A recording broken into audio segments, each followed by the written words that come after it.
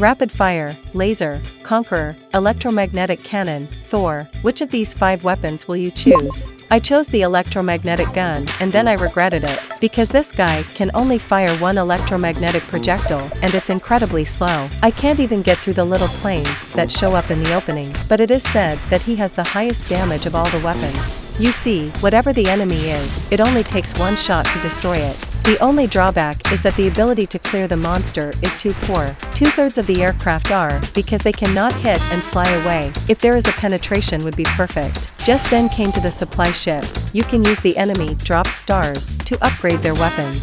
We select the skill and click on the main gun boost. Not only can it now fire 3 electromagnetic shells at a time, it also has the ability to penetrate enemies. It'll be a lot easier to deal with these little planes. Large ships and helicopters can also be dealt with penetration attacks. I have to say the damage from this electromagnetic shell is really high. The next time I met the supply ship, I looked at the stack of good things in the store, and I wanted every one of them. Unfortunately, stars only have more than 500 missiles. They chose to buy the standard missile. He's releasing 2 tracking missiles every few seconds. It is an added means of attack, and the damage of the missile is not low.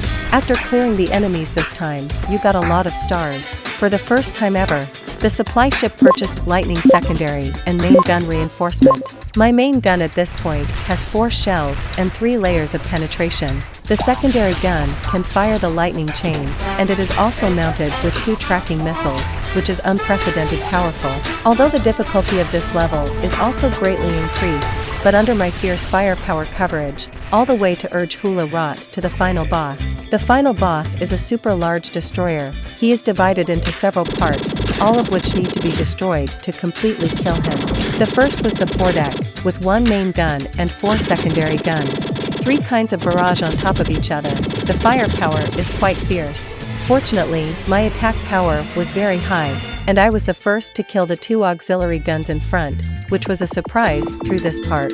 Then there's the central part of the hull, which has a huge anti-aircraft missile and 2 small turrets. The difficulty here is really great. The anti-aircraft bullets are too fast, and as 3 batteries are arranged in a triangle, which makes my penetration attack useless. It can only be broken one by one, and finally a small half of the blood is wasted before it is destroyed.